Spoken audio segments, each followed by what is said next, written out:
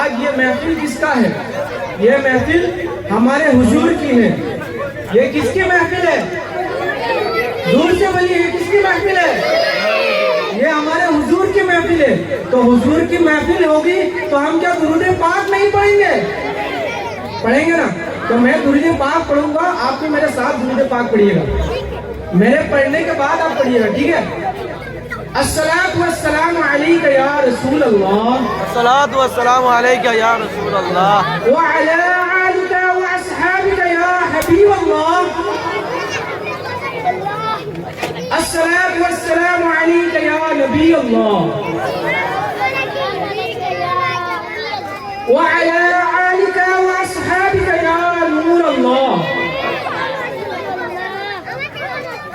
میں آپ سب کو اور میرے جو بڑے اسلامی بھائی ہیں اور میرے پردہ نشین اسلامی بہنیں، آپ سب کو السلام علیکم ورحمۃ اللہ وبرکاتہ۔ وعلیکم السلام۔ اور میرے اسٹیج پہ جو بزرگ بیٹے ہیں اور علماء کرام بیٹے ہیں، ان سب کو بھی میں السلام علیکم ورحمۃ اللہ وبرکاتہ۔ آئیے، حضور کا محفل ہے تو کیا ہم حضور کے حدیث کو نہیں سنیں گے؟ آئیے میں آپ کو سناتا ہوں کہ حضور کے درود کو پڑھنے سے کتنا ثواب ملتا ہے۔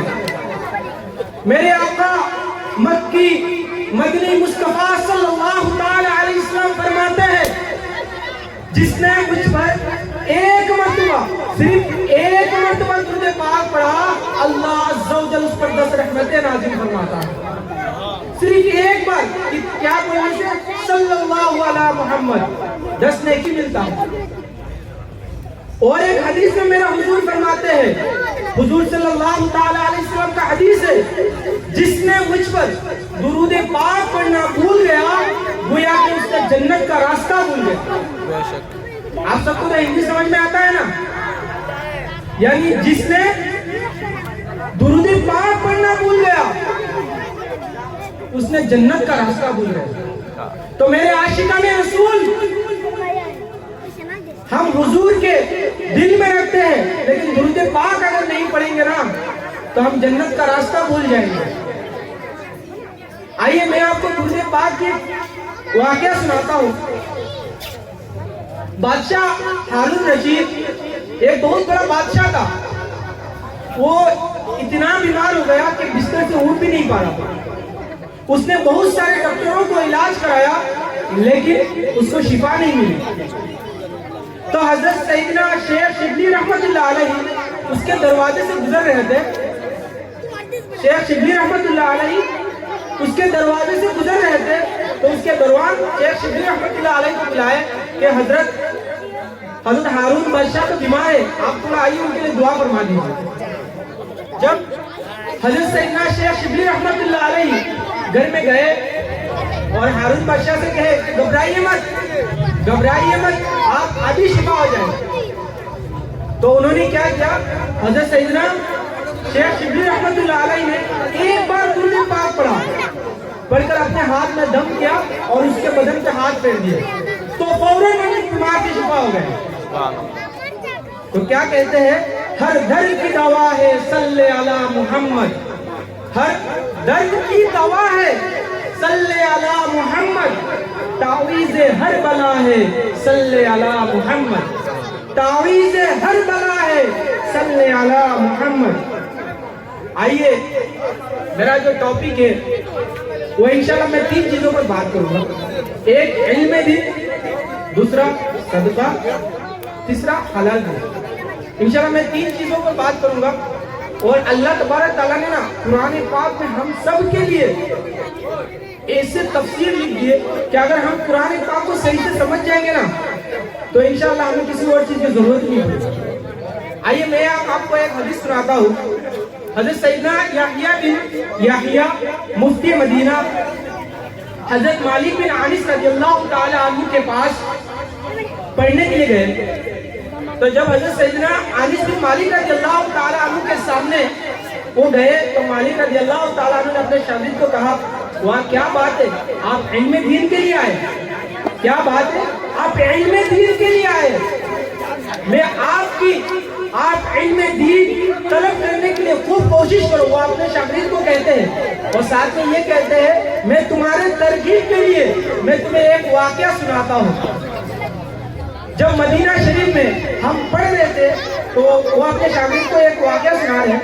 کہتے ہیں کہ میں مدینہ شریف میں پڑھ رہا تھا جب میرے ساتھ ایک لڑکا آ کے ایڈمیشن لیا اور ہمارے ساتھ ہی پڑھتا تھا. وہ ہمارے ساتھ ہی پڑھتا تھا لیکن اچانک دوران طالب علم اس کا فوت ہو گیا.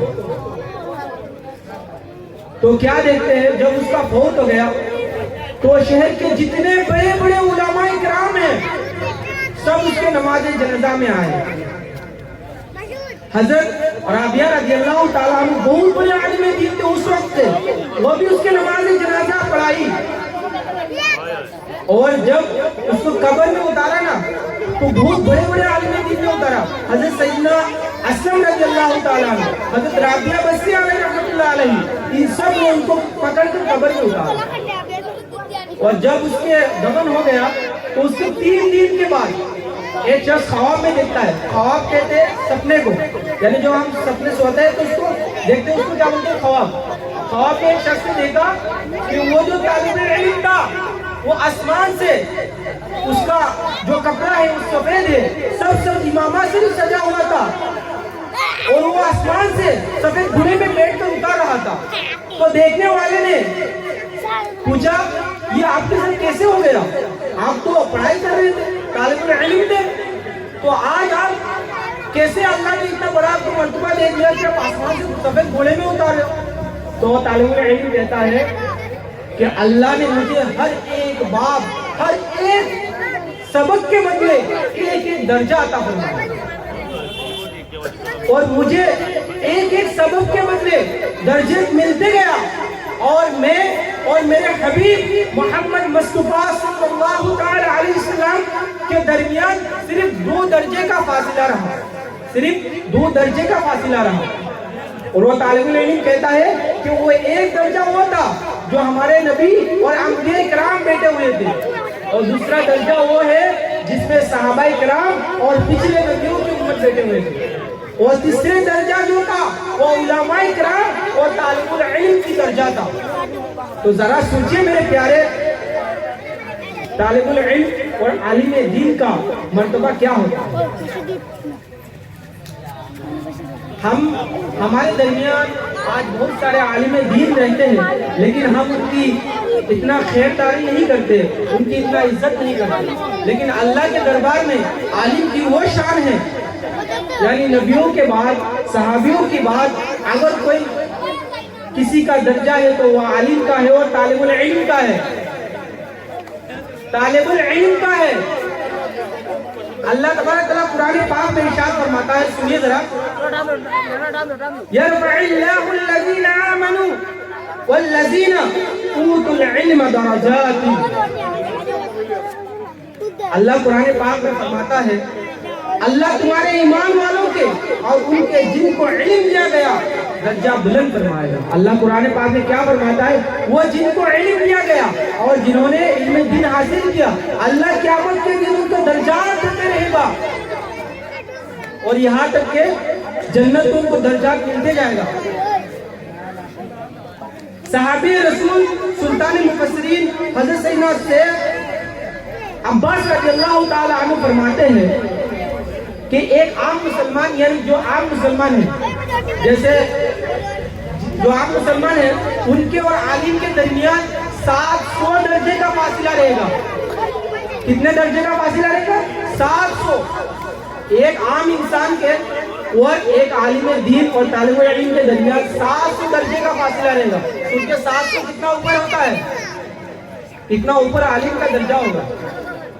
اور ان کے درمیان جو حائل ہوگا وہ دوری ہوگا, وہ 500 سال کی دوری ہوگا. یعنی ہم 500 سال اگر سفر کرتے جتنا دور جائیں گے اتنا دور کا دور ہوگا ایک عام مسلمان اور عالم دین کا. تو میرے پیارے اور میٹھے میٹھے اسلامی بھائیوں اور میرے پردہ نشین اسلامی بہنوں, ذرا غور کرو, اگر ہم بھی ایک عالم دین بن جاتے تو ہمارا درجہ بھی کیا ہوتا. آج ہم آئے افسوس کہ ہم علم دین کی طرف ہمارا دل مردہ ہو چکا کرتے ہیں. میں ایک حدیث آپ سب نے بھی سنا ہوگا, یہ حدیث آپ سب نے سنا ہے, میں پھر سے یہ حدیث پڑھتا ہوں, سنیے گا. حضور صلی اللہ تعالی علیہ وسلم کا فرمان ہے, طلب العلم فریضۃ علی کل مسلمین وان طالب العلم یستغفر له کل شیء حتی الحیتان فی البحر. یعنی طالب العلم کے لیے, ہر مسلمان کے لیے کیا ہے, علم دین حاصل کرنا فرض ہے. ہر مسلمان کے لیے علم دین حاصل کرنا فرض ہے. صرف علماء کے لیے علم دین حاصل کرنا فرض نہیں ہے, ہر مسلمان کے لیے فرض ہے. اور طالب العلم کے لیے ہر چیز دعا کرے گی.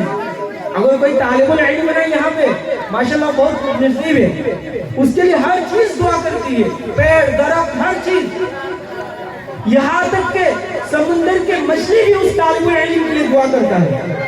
اگر کوئی طالب العلم اپنا سبق یاد کر رہا ہوتا ہے, یا اپنا سبق یاد کر رہا ہوتا ہے, یا حدیث یاد کر رہا ہوتا ہے, یا قرآن پاک کو یاد کر رہا ہوتا ہے نا, تو اس کو ہر چیز, یہاں تک کہ مچھلی بھی اس کے لیے سفارش کی دعا کرتی ہے. ذرا غور کریں میرے پیارے اور میٹھے اسلامی بھائیوں, کیا ہم سب کو علم دین سیکھنا فرض نہیں ہے؟ فرض نہیں ہے, ہم سب کے اوپر علم دین سیکھنا فرض ہے. علم دین سیکھنے کے لیے کوئی عمر کی قید نہیں ہے میرے پیارے بھائی. علم دین سیکھنے کے لیے کوئی عمر کی قید نہیں ہے کہ آج ہم 25 سال کے ہو گئے, 50 سال کے ہو گئے, کہ ہم علم دین حاصل نہیں کر سکتے. علم دین ہم ہر کوئی سیکھ سکتا ہے, اور ہمیں سب سے پہلے علم دین کون سا سیکھنا پڑے گا؟ اگر ہم جب بالغ ہوں گے تو ہمیں بالغ کا مسئلہ سیکھنا فرض ہے. اگر کوئی نہیں سیکھتا ہے تو وہ گنہگار ہو رہا ہے. اگر کوئی نماز کا مسئلہ نہیں جانتا ہے تو وہ گنہگار ہو رہا ہے. کوئی زکوٰۃ فرض ہو گئی اس کے اوپر, اگر وہ زکوٰۃ کا مسئلہ نہیں جانتا ہے تو وہ گنہگار ہو رہا ہے.